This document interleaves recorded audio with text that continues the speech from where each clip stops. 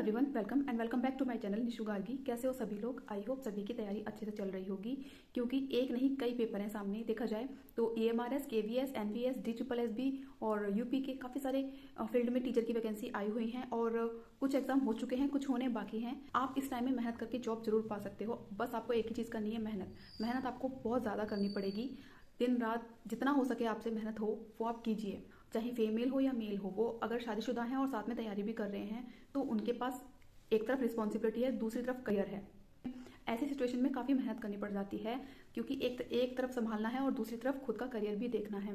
तो मे भी कुछ लोग मेरी बातों से रिलेट कर पाएँ कि घर संभालना और साथ में पढ़ाई करना बहुत इजी टास्क नहीं होता है, बहुत टफ होता है। घर के साथ साथ स्टडी भी करना और अपना एम पाने के लिए जद्दोजहद करना, कोशिशें पूरी करते रहना कि एक सीट हमको मिल जाए।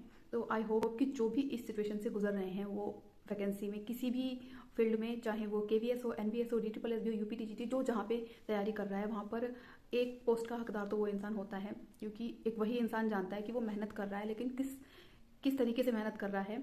तो आई होप कि कुछ लोग रिलेट कर पाए मेरी बातों से। एंड अगर आप रिलेट कर पा रहे हो तो प्लीज़ कमेंट बॉक्स में ज़रूर मैसेज कीजिएगा अपनी करंट सिचुएशन को लेकर के। एंड ठीक है, अभी बात करते हैं DSSB की। तो DSSB में 1 बाय 1 रिजल्ट आते जा रहे हैं और ई-डोजियर की डेट दे रहे हैं वो लोग कि ई-डोजियर डेट है, आप अपना जो भी डॉक्यूमेंट्स हैं फिल कीजिए।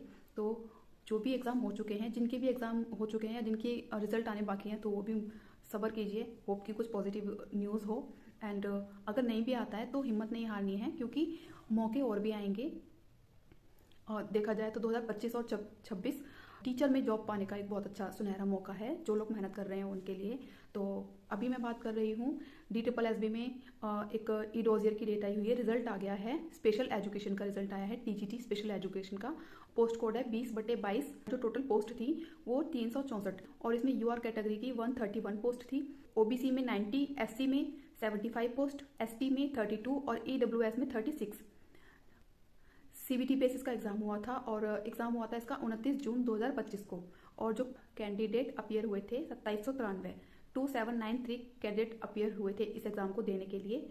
और उसके बाद इसमें से एक टॉपिक है इसमें जिसके बारे में मुझे बात करनी है। तो शॉर्ट लिस्ट करने के टाइम पर 4 कैंडिडेट ऐसे हैं जिनको CTET की परसेंटेज के बेस पर एलिजिबिलिटी से बाहर कर दिया गया है। तो ये तो हो गई एक बात, CTET की परसेंटेज के बेस पर बाहर किया गया इन 4 कैंडिडेट्स को। और 31 UR कैटेगरी में 131 वैकेंसी थी और इसकी कट ऑफ गई है 132.16 और OBC की कट ऑफ गई है 106.37, 106.37। और उसके बाद SC की 75 पोस्ट हैं और 154 कैंडिडेट्स शॉर्टलिस्ट हुए हैं और 101.32 इसकी कट ऑफ गई है। अब बात करते हैं ST की।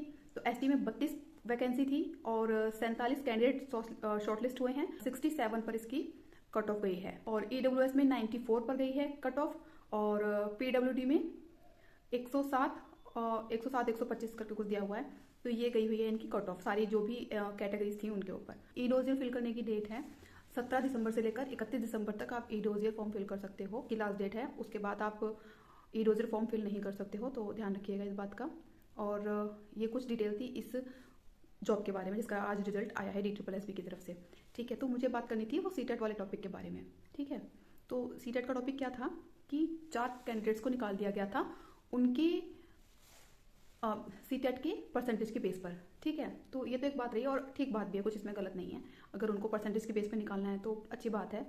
अभी मुझे पर्सनली एक बात करनी थी CTET में जो नॉर्मलाइजेशन होता है उसको लेकर। अभी 4 बच्चे शॉर्टलिस्ट किए गए हैं कि उनके CTET की परसेंटेज कम थी इसीलिए, ठीक है, या फिर जिस बेसिस पर उनको कम करने हो बच्चे उसी के बेसिस पर। तो अच्छी बात है, शॉर्टलिस्ट करने हैं तो वो तो हर तरीके से करेंगे ना, चाहे वो परसेंटेज के बेस पर करें, चाहे वो एज के बेस पर करें, चाहे वो किसी भी बेस पर करें, जो कि एक सही तरीका भी है कैंडिडेट सिलेक्ट करने के लिए। एक अच्छी पोस्ट के लिए कैंडिडेट सिलेक्ट करने का एक अच्छा तरीका भी है ये, इसमें कोई गलत चीज़ नहीं है। लेकिन CTET में नॉर्मलाइजेशन क्यों होता है मुझे समझ नहीं आता। नॉर्मलाइजेशन की तो कोई बात ही नहीं होती CTET में। कोई मेहनत करके पढ़ाई कर रहा है, वो पेपर देके आता है, पास हो जाना चाहिए, दैट्स इट। ठीक है, वो कोई नौकरी तो नहीं है ना CTET के लिए। CTET तो एक पेपर है, उसको पास करना है आप, ताकि एक टीचिंग पोस्ट के लिए एलिजिबल हो जाओ, है ना। और उसमें भी CTET में भी नॉर्मलाइजेशन करना है। अभी किसी की परसेंटेज कम हुई होगी CTET में, हो सकता है उसी के एग्जाम के टाइम पे नॉर्मलाइजेशन हुआ हो, क्योंकि मेरे टाइम पे मैं एग्जाम दे के आई थी CTET का, तो उसमें नॉर्मलाइजेशन हुआ था और मेरे कुछ नंबर कम कर दिए गए थे। तो अभी उन कम नंबरों पे ये लोग शॉर्टलिस्ट कर रहे हैं। ठीक है, तो कैंडिडेट की तो कोई गलती है ही नहीं ना उस चीज़ में। ये मेरा अपना ओपिनियन है। कितने लोग इस बात से सहमत हैं आप कमेंट बॉक्स में ज़रूर बताइएगा। हो सकता है मैं भी गलत हूँ इस टॉपिक पर, लेकिन कहीं ना कहीं मुझे ठीक लग रहा है ये टॉपिक कि गलत तरीके से ये शॉर्टलिस्ट किए जा रहे हैं। किसी और बेसिस पे करते हैं तो ठीक है, क्योंकि सीटेट में नॉर्मलाइजेशन अगर कर रहे हो, कोई कैंडिडेट है जो अच्छे खासे नंबर से सीटेट पेपर पास करके सीटेट पेपर दे करके आया है और रिजल्ट के टाइम पे नॉर्मलाइजेशन करके उसके नंबर कम कर दिए और उन कम नंबर्स पर अब ये परसेंटेज बना करके शॉर्टलिस्ट कर रहे हैं, तो ये तो उनके साथ में नाइंसाफ़ी हुई एक तरीके से देखा जाए तो। प्रॉपरली ठीक है, मे बी मैं गलत सोच रही हूँ या फिर मुझे गलत लग रहा हो, लेकिन कितने लोग ऐसे हैं जो इस बात से सहमत होते हैं। और अभी 1 बाय 1 DSSB के रिजल्ट आ रहे हैं, अभी भी चल रहे हैं रिजल्ट आने, काफ़ी दिनों में नोटिफिकेशन आया था रिजल्ट का। एंड देखते हैं PGT के जो एग्ज़ाम हुए थे जुलाई 2025 में जो PGT के एग्ज़ाम हुए थे उनमें से कुछ सब्जेक्ट्स के रिजल्ट आ गए हैं। ठीक है, अभी ऐसा लग रहा था कि दिसंबर लास्ट तक सारे सब्जेक्ट्स के जो है रिजल्ट दे देंगे, तो बट अभी तक तो लग नहीं रहा है, क्योंकि काफ़ी सारे सब्जेक्ट ऐसे रह रहे हैं जिनका भी रिजल्ट आना बाकी है और अभी दिसंबर के सिर्फ 15 दिन बचे हैं। तो पता रिजल्ट रिलीज़ करेंगे या नहीं करेंगे, मे बी जनवरी में रिजल्ट देखने को मिले PGT के जो जुलाई में एग्जाम हुए थे। और रही बात TGT के, तो अभी जो एग्ज़ाम हुए हैं TGT के, मुझे नहीं लगता दिसंबर में कोई भी रिजल्ट आएगा। TGT का जो भी एग्ज़ाम हुए हैं इनकी बात कर रही हूँ मैं, तो मे बी जनवरी या फेब में रिजल्ट आ सकता है।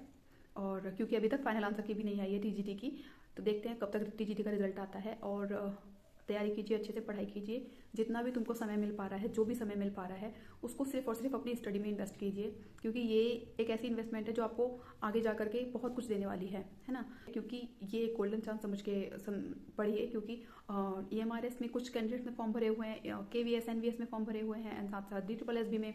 एंड कितने कैंडिडेट्स ऐसे हैं जिनके UP LTGRED और UP TGT PGT के एग्जाम है, कमेंट बॉक्स में जरूर बताना, क्योंकि मेरा भी UP TGT और UP PGT LTGRED तीनों ही एग्जाम है मेरे आने वाले टाइम में। तो अभी तो पता नहीं हो कब होंगे। 2022 में UP TGT का फॉर्म भरा था और 2022 से 25-26 आ जाएगी, अभी तक कोई भी एग्जाम नहीं हुआ है।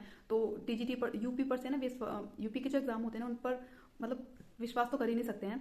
और हाँ, लेकिन LTGRED के जो एग्जाम थे वो हो रहे हैं और आने वाले टाइम में हो भी जाएंगे, तो काफ़ी अच्छा प्रोसेस चल रहा है UP LTGRED वाले वैकेंसीज का। बट UP TGT की जो पहले वैकेंसी भरी हुई थी TGT PGT, उनका तो कुछ पता ही नहीं कब एग्जाम होगा भी या नहीं होगा। ऐसा ना हो आने वाले टाइम में उस एग्जाम को ही कैंसिल कर देंगे, बट शायद नहीं करेंगे कैंसिल। एंड कोशिश करते रहिए। एंड कुछ भी आपको मेरी बात से कोई भी अगर मेरी बात से सहमत ना हो या किसी को भी अगर मेरी कोई बात अगर कही हुई ठीक ना लगी हो तो उसके लिए सॉरी। और अगर आपको ये वीडियो हेल्पफुल लगी हो तो please subscribe my channel and मिलते हैं नेक्स्ट वीडियो में। बाय।